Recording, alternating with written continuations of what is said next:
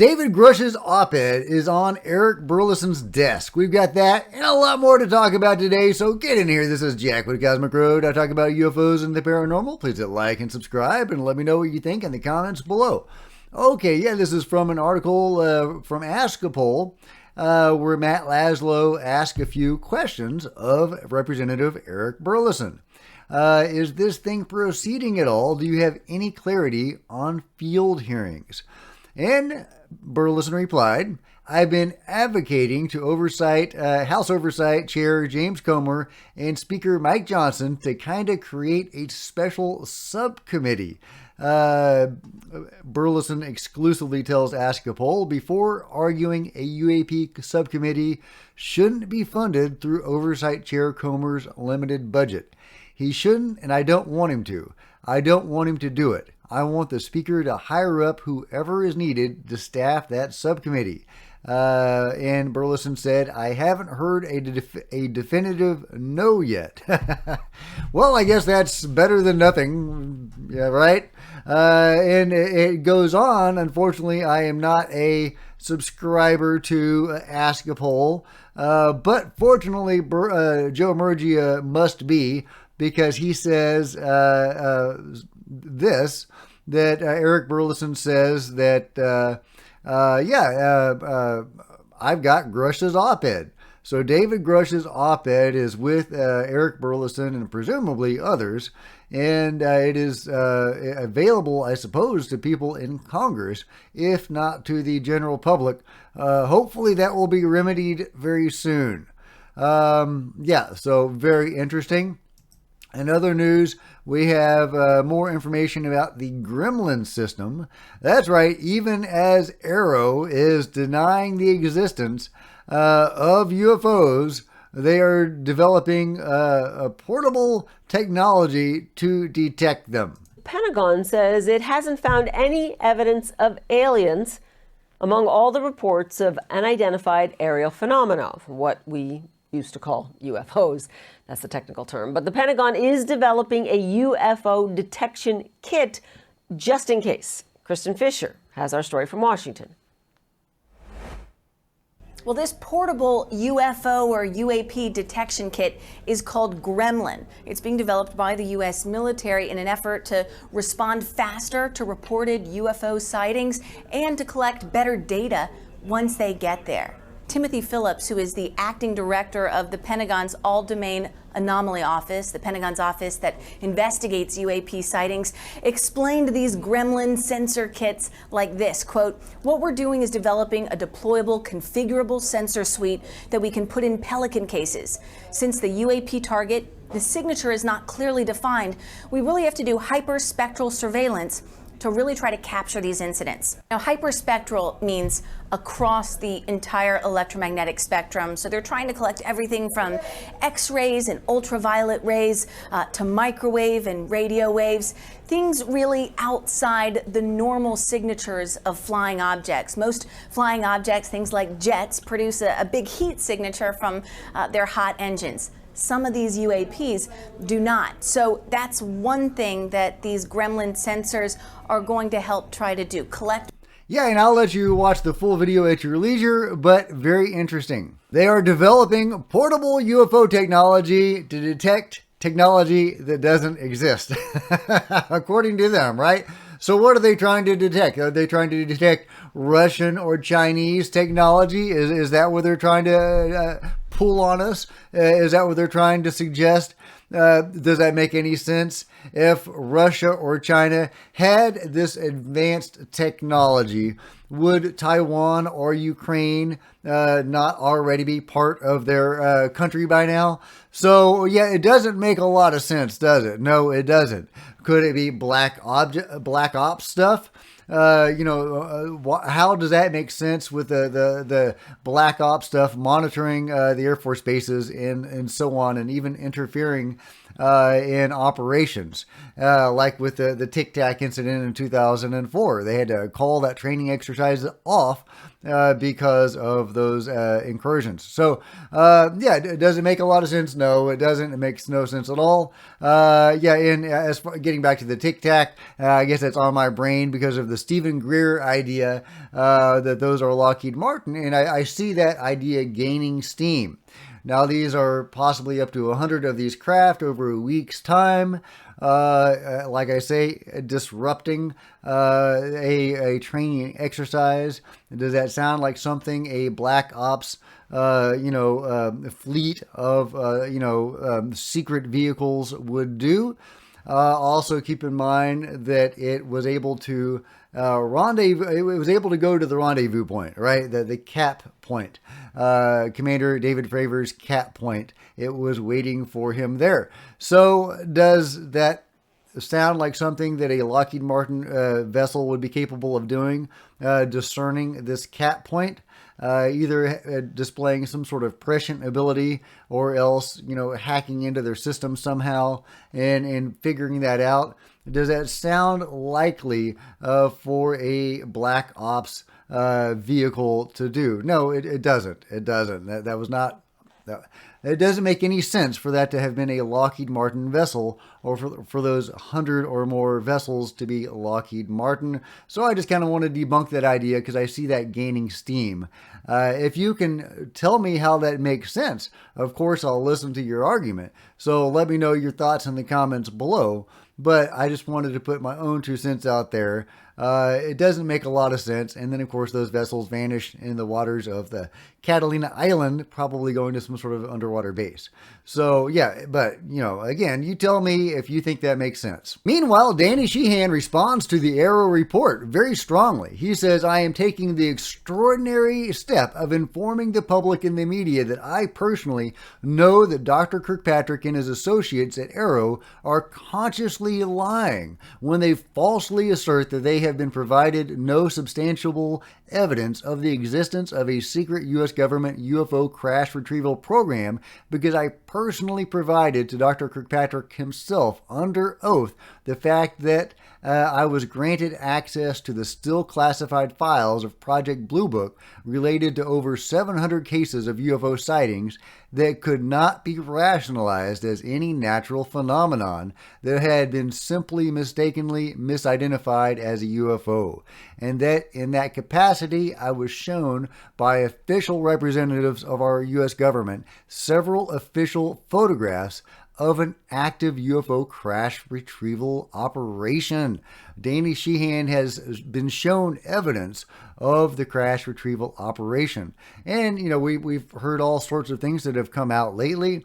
Matt Ford's excellent reporting has unveiled the CIA's own UFO crash retrieval program, the Office of Global Access, the very innocuously titled Office of Global Access.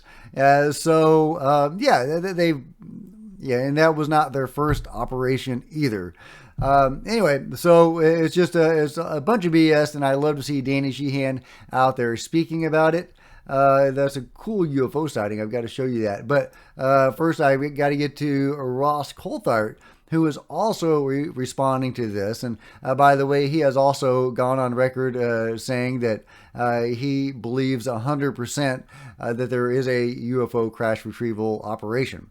But he also links to comments by Matthew Pines saying, and this is an important point from Matthew Pines, who says, "It is a matter of he, Grusch, said, and they, the USG and corporate officials said. As far as I'm aware, none of the latter has given testimony at risk of perjury in an official setting, while at least Grusch and apparently many others have done so in front of Congress in SCIFs." That's right, David Grusch has risked perjury in front of Congress by coming out with this information. Has Sean Kirkpatrick have the others? No, of course they have not. But yeah, this is a really cool UFO sighting, kind of tic-tac-ish. This was from Dr. Wilbur Allen, and I'll link to his excellent channel where he has a bunch of these sightings. This was sent to me by John Bell, so thank you very much, John. It looks very tic-tac-ish to me. And it's got this energy field around it, just fascinating. And apparently Dr. Wilbur Allen has told John that these things go on a schedule. And I reported the other day about a man that was capturing these objects on a schedule. And they would appear certain times of the day during certain days. And when he showed this to the camera crew of a certain news station, they were able to duplicate that by filming at those times and going frame by frame because they were super fast objects. They were capturing these objects on camera. And again, they were going on a schedule. But just look at that cool energy field surrounding that object. Just a great capture, and he's got a whole bunch of them. You might want to peruse his channel, and again, I'll link to it below. But he's able to get some really great shots of these tic-tac-like objects.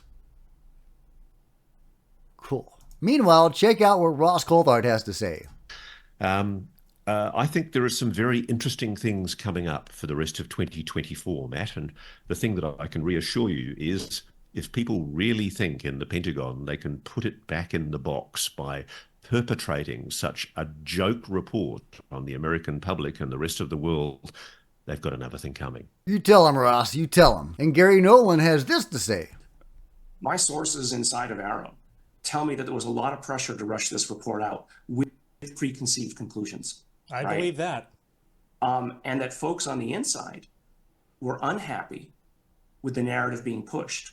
And the DNI was also unpleased at this point, post it coming out, because they weren't even given the chance to vet this in the way that they thought it should have been.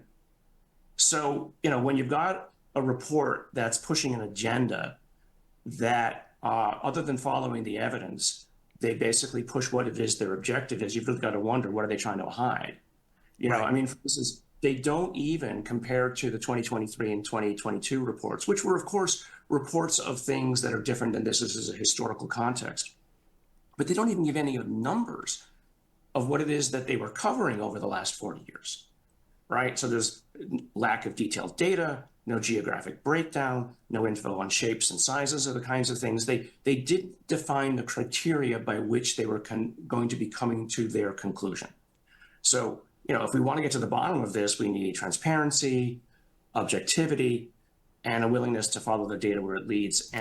Yeah, we're not going to get that with Arrow in its current configuration and under its current leadership or current direction. We still don't have the new director, the permanent director of Arrow, but hopefully that will be announced soon. It would be lovely if we had a less lovely director. For example, Carl Nell obviously would be a great director. Somebody that actually admits the existence of UFOs and the UFO crash retrieval and reverse engineering programs. Will we get that? Well, judging by the report that just dropped, the direction of Arrow is firmly in the debunking mode right now. It's hard to see them reversing course with such a radical change in leadership. But hey, fingers crossed. Speaking of Garry Nolan, there was a recent juicy story about him in the Atacama mummy. And I was really, I found that information very compelling. It was supposed to be a producer, I believe, of a Stephen Greer documentary that had spoken with Garry privately. And Garry, according to that producer, had told him that the Atacama mummy was created by aliens. Well, I'm glad I waited to report on that until Garry responded, because he denies very strongly that happened. And so let me go to his comments on that. He says, I'll just take you through it. The director of the Stephen Greer documentary, Unacknowledged, says Dr. Garry Nolan told him that an alien was most likely behind the creation of the Atacama being. However, Garry says this. Well, that's interesting because I had no sequencing data to support such a contention at the time, so I guess your memory is faulty. The mutational analysis on the genes did not occur until 4 years later. I guess your memory is, what's the word, wrong. The mutational analysis was done by students, postdocs, other professors, Roche Diagnostics, along with me. 4 years or so later, and repeated before publication with the remaining sample by an independent group within Stanford. That was long past the time of the movie itself, and you were nowhere near those discussions, as I had long distanced myself from the movie. Any discussion I had about the mutations in any public setting would only have come after the publication of the paper, because many people tried to get me to talk about it prior to publication, and was holding true to the peer review as the final arbiter of when the results would be revealed. So there you go. There's Gary's official statement on that juicy story about the Atacama mummy. So it doesn't sound like that producer of Unacknowledged was on the level with that information. And yeah, Gary is not happy about that. So I'm glad I waited to get his response. Now, I would love for him to revisit the Atacama mummy in light of, new findings, right? We have the Nazca mummies now. And some of them appear to be hybrid species created by non-humans. Now, the Atacama mummy is probably just the result of a series of genetic mutations. Garry Nolan is probably totally right. However, it is worth noting that it does have an elongated skull, it has an elongated rib cage, and fewer than the usual number of ribs. Now, if this being were actually anomalous, it would be a very fresh anomaly. It's not thousands of years old. It may only be 40 years old. I've seen I've seen some debate about the age of it, that it could be 400 or 500 years old, but it looks like it's probably pretty new.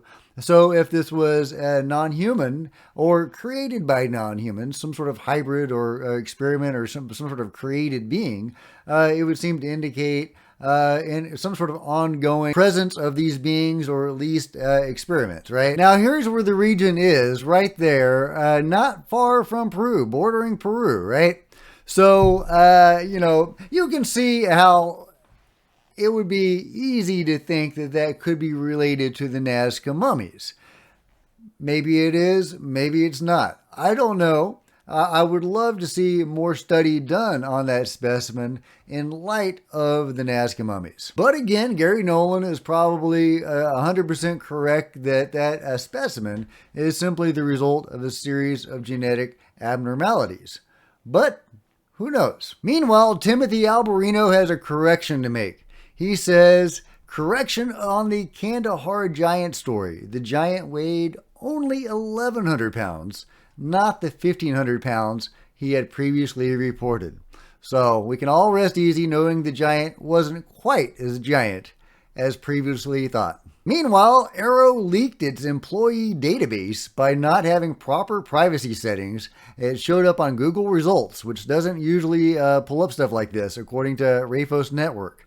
Now, I'm not going to open this up and show you the names because I believe in respecting people's privacy, but it certainly is a news story, and I would be remiss if I didn't cover it. Meanwhile, some encouraging words from Missile Man. Who is Missile Man? Well, his bio says he's into hypersonics, nukes, materials, and cats. Well, you can't go wrong with a cat lover.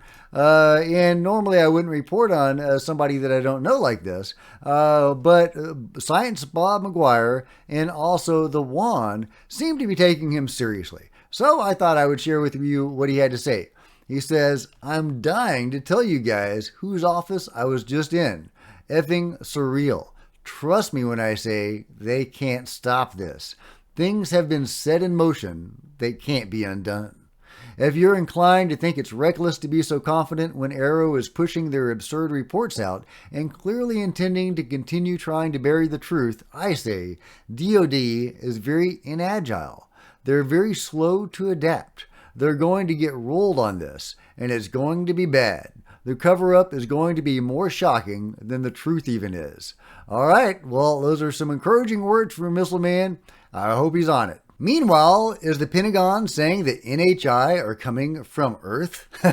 Probably not. But let's go over the story here. Dan Zetterstrom says, I double-checked with the Department of Defense, arrow what exactly they meant by extraterrestrial in their report. Here's their response. Leaves quite a bit of wiggle room and then some. The response was, Dan, the term extraterrestrial encompasses anything that is not terrestrial, e.g. Earth in origin. Regards, Sue Goff. So Sue Goff, or at least her office, saying that when extraterrestrial was used in the Arrow report, it literally meant not coming from Earth. Well, we know that the Pentagon is developing UFO detection technology. So what are they trying to detect? It's not Russia. It's not China. So is it coming from Earth? They're saying there's nothing outside of Earth, so it must be coming from Earth. Is this the Silurian theory? Are the Pentagon people buying into the Silurian theory, which could be totally valid? The activity that we're seeing could be crypto-terrestrials. You know, maybe they are saying another dimensional version of Earth, or a different frequency. You know, it's here, but not here at the same time. Or maybe they mean like a parallel Earth. I don't know, but it's fun to speculate. It's probably just a BS response, but who knows? Meanwhile, did you know that George Lucas had a near-death experience in 1962, and it may have informed some of his views and maybe even some of his movies? I didn't know that. Eurovision says in 1962, George Lucas had an NDE after a horrific car accident. He says, I think the possibility exists that while on the other side, he received a mission to educate a generation of starseeds through the Star Wars films. In high school, this is a quote from George Lucas, I lived to be a race car driver. I was in a very bad accident. I reevaluated all that and said, well, maybe there's something else for me. Maybe there's a reason I survived this accident that nobody should have survived. And yeah, I can see why he would say that, because that car does not look like anything normally anybody would walk away from. We are all connected, George says. We are all connected in a way that continues beyond the comings and goings of various life forms. My best guess is that we share a collective spirit or life force or consciousness that encompasses and goes beyond individual life forms. That is very similar to what countless near-death experiencers report, seeming to indicate that he had a genuine experience and may have gone to the other side, or at least had some information or contact with the other side that may have informed some of his views. And indeed, he may have been trying to express some of this in the Star Wars movies. So I love that the Star Wars movies could be an expression of genuine information from the other side. Thomas Fessler is saying that it has been confirmed, it has been verified that UFO whistleblower David Grusch is going to work for Congress. I reported the other day that it looked like he might be going to work for Congress. And when he does that, he will also get his security clearances restored, which could be a significant turning point for UFO disclosure. If he gets that restored, he may be able to go into a skiff with the Congress people, maybe. I don't quite understand the mechanics of how all of that works, but that would be my hope, as they could actually get him in a skiff. Of course, they have his information. They already know the names and the locations of these programs, but who knows, maybe that would be helpful. Either way, it'd be great to have him on the inside helping Congress directly doing stuff. So it had been reported that he was in talks to do that and he was considering it. Well, Thomas Fessler of Disclosure Tonight is saying that it has been verified. And when people press him about that, saying, well, it hasn't been verified, Matt Laszlo did not verify that, Thomas says it's been verified. So Thomas is, and he repeats it, it's been verified. Again, I don't know if that's true, but Thomas Fessler seems to think that it's a done deal and that David Grusch is going to Congress. So, big if true, could be exciting times ahead. But let me know what you think about that and everything else covered today in the comments below. And if you've enjoyed this video, please give me a big thumbs up. I sure would appreciate it. Smash the subscribe button and the bell to be notified of future videos. You don't want to miss a thing. Join me on social media, Facebook, Twitter, links below. Love to see you guys there. And if you wanted to support Cosmic Road in an even bigger way, consider grabbing a coffee mug or a t-shirt in the merch store. Or if you're a science fiction, fantasy, or a horror fan, buying one of my books. Those are the kinds of books I write. See the link below. Or you can become a channel member. Channel members are rock stars, and I really appreciate you guys' support. Thank you so much. Meanwhile, there are plenty of other videos on the channel, and I'll see you guys next time. This is Jack with Cosmic Road, signing out.